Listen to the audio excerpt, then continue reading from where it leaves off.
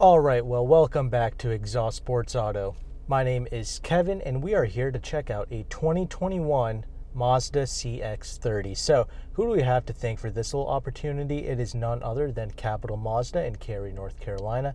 You may talk to Will Rodden if you're interested in purchasing a Mazda. All of his information is going to be down in the description box below because I've been coming here for like over a year now. So, last year, I actually did check out the 2020 CX-30 when it first hit this dealership. So I absolutely love that vehicle. Now, I'm here to check out this 2021 because they did make some little changes to it, mostly with the options and all that stuff. It now comes with standard Apple CarPlay and Android Auto with the infotainment screen. And this is indeed the premium package. So it's like one of the fully loaded $30,000 models. So let's just take this bad boy out on the road. This is kind of the model that most people kind of would aspire to have or own, I suppose. So let's just get this out there, and with all good things, let's start off with the looks.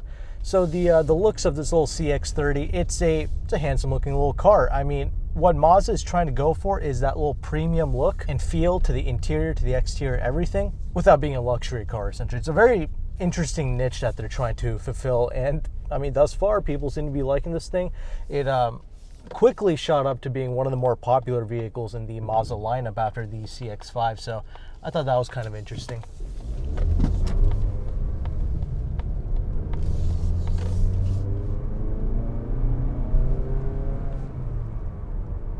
Now we'll get to that drive in a bit, but yeah, it is pretty much based upon the Mazda 3, this vehicle. So a lot of people could just say that this is just a raised up Mazda 3. You wouldn't be completely wrong by saying that, but there's some practical advantages to that, like it's going to ride a little bit better because there's a little bit more travel in the suspension, and obviously it's going to be very easy to get in and out of, and you know, it's an SUV, so people like the idea that they're in a safer vehicle, so there's that.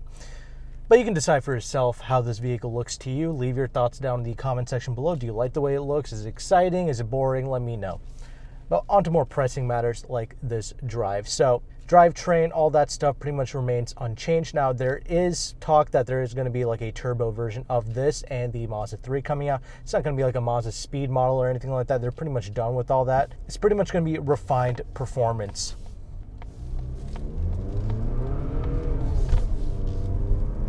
There is some torque steer with this, but for the most part, it's not too bad. It's kind of behaving like a little CVT there, which I thought was kind of interesting. This is indeed the 6-speed automatic, which actually historically I have said I really like the 6-speed in the Mazda products. I don't see a need for an 8 or a 10-speed like how most people would suggest or say. I think that this downshifts extremely well. This vehicle, at least for now, is still powered by the 2.5-liter 4-cylinder non-turbo, producing 186 horsepower and about 186 pounds-feet of torque. Again, adequate. I never once had an issue with this power plant, even in the larger vehicles like the CX-5. So there is that. The braking performance is great, linear.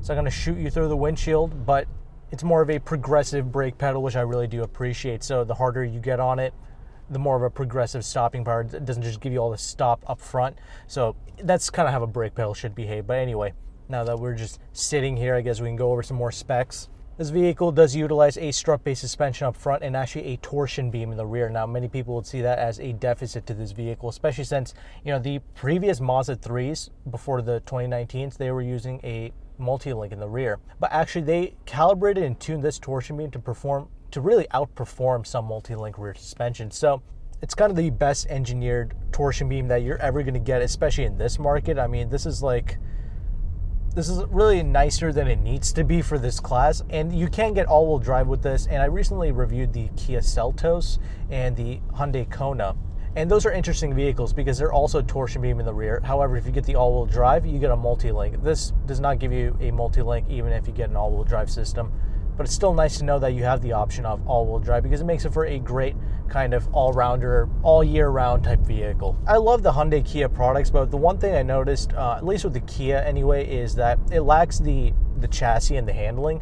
And really, in the realm of normal cars, okay, that normal people are going to buy, honestly, the Hondas and the Mazdas are the best handling vehicles in the class, no doubt about that. In fact, Honda is number one, I would say, in terms of handling, and we're going to test more of the handling on this Mazda in a bit. However, I think what Mazda does is they offer a superior kind of package as a whole. You know, Honda Yeah, it does handle pretty good, but this is kind of everything. It's comfortable, it is refined, all that good stuff.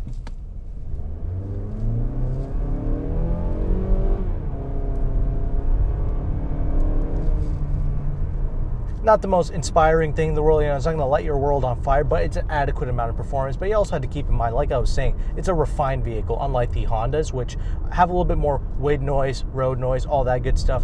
This kind of mitigates that to a minimum. And so you don't really feel the sensations much. I mean, it really much is like a luxury car experience.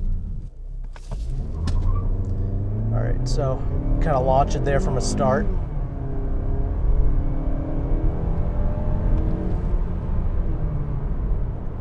Still very quiet, even at speeds, that's what I'm saying. It's got about 215 wide tires and it's running on 17-inch wheels. So with the 215 wide, kind of skinnier tires, there's not much road noise coming through. And these refinement tweaks, this is something that Mazda is actively always working on, because many people in the past have said that Mazdas aren't that refined. They're a little bit more noisy. Well, they've totally fixed that for like 2018s and up, essentially.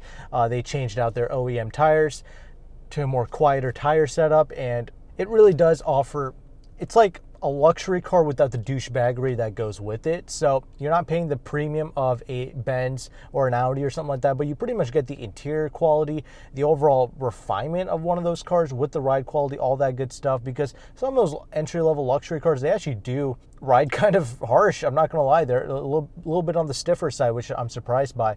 This is still riding soft, it's composed. It's not the fastest thing in the world, but it's more than adequate for street driving.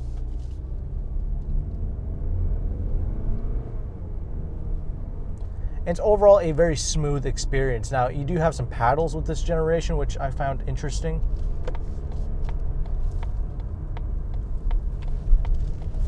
There is some roll with the chassis and the body, but for the most part, I think it's pretty appropriate. Yeah, even at speeds, dude, this thing is very much dead quiet. Just a little bit of roll with the body, which is to be expected. This is sitting up a little bit higher than a Mazda 3 would. There's some torque steer with this thing. That's one thing I noticed with Mazda products. There is some torque steer, but that's really the only primary handling deficiency I've noticed with these things. That's why I say Hondas do kind of handle a little bit better. They kind of mitigate out that. They do a good job of mitigating the torque steer in a front-wheel drive car, so I do appreciate that from Honda. But this is still, nobody's going to be pushing it like the way I am, like I just did there. But so, driving civilized, I think this is still, in a lot of ways, the superior choice. It's the best all-rounder choice. I would rather have, especially in a normal car, give me this interior, give me the quietness, give me how refined it is, and kind of how special looking this is. I personally do think it's a clean-looking ride, so you piece everything together, this is kind of the superior choice, in my opinion. And Hyundais and Kias, I do like their price points, and I like how they look and all the features that they have to offer. This is about 30 racks, kind of fully loaded, and I admit that that is a bit steep. The best way I would say to purchase something like this is to lease it, because you get a more fully loaded vehicle and you're not paying like large sums of money, so there's that. Even with all of these idiots out on the road, this is still kind of lowering my blood pressure, so I do appreciate that. It's a calm and sedated vehicle, it doesn't urge me, it doesn't irk me in the wrong way or anything like that. There's no jerky, stupid behaviors with this vehicle. It's just a composed city cruiser that you can be satisfied piloting around in and know that you're in a quality object. And I'll kind of end the driving segment off with this. I've seen like the factory videos for these vehicles. I've been very interested in watching how some of these vehicles are made, and I saw the Mazda factory in Japan, and just the attention to detail that they put into building these cars. I mean, it's like watching a Lexus factory essentially. I mean, it's just, they have a passion for building this stuff, and the attention to detail. I mean, I'm just like ashamed of watching domestic cars being made actually in comparison to something like these Mazda products. It's just, these are way nicer than what they need to be, and that's kind of the thing. It's a normal vehicle, but it hits above its weight class, and that's why I really like some of these newer Mazdas. Now, torque steer, all that stuff, I mean, that's something you would get out of a Toyota as well, so it's just not something I'm tripping over. All the other characteristics that matter are at a high level here for a normal everyday car. It's crazy how far these normal cars have come in. You kind of question yourself. I mean, aside from the badge, what do you honestly get with the entry-level luxury vehicle when you pay like 10, 15 G's more? I don't know. You tell me. Again, this is a good way of masking your money from people. You know what I'm saying? Nobody really thinks that you're flashing cash when you drive around in a Mazda, but you buy a little Mercedes CLA or something like that, and everybody's like, oh, look at him and his old new Mercedes. You know, people will look at you different. They'll treat you different when you pull up in something like that. Whereas this, you know, it's a little bit more calm, a little bit more appropriate, and your neighbors won't hate you. So that's why I really like Mazdas. Yet you get to experience all the niceties in here. So let's go ahead and let's talk about this interior. So obviously, like I mentioned in the beginning, Apple CarPlay, Android Auto, that's one of the main things that they brought standard. And also, I think if you get the preferred package, they offer a sunroof as standard as well. And this vehicle, of course, has a sunroof.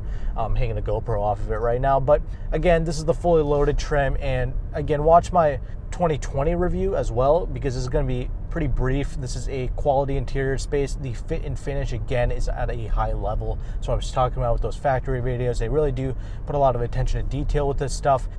Everything you touch, everything you feel and interact with, it's so much nicer than anything you're going to get with a Honda, a Kia, a Toyota, any of those vehicles. This is just a much nicer place to be and spend time.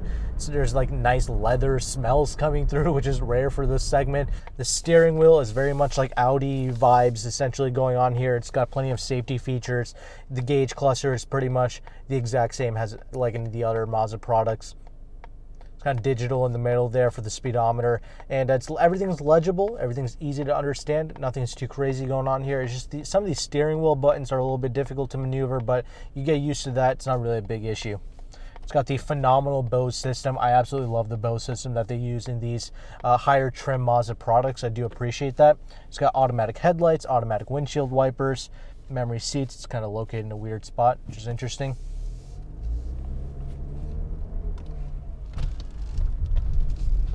It's got one-touch up and down windows for all four windows. Some luxury cars don't even have that.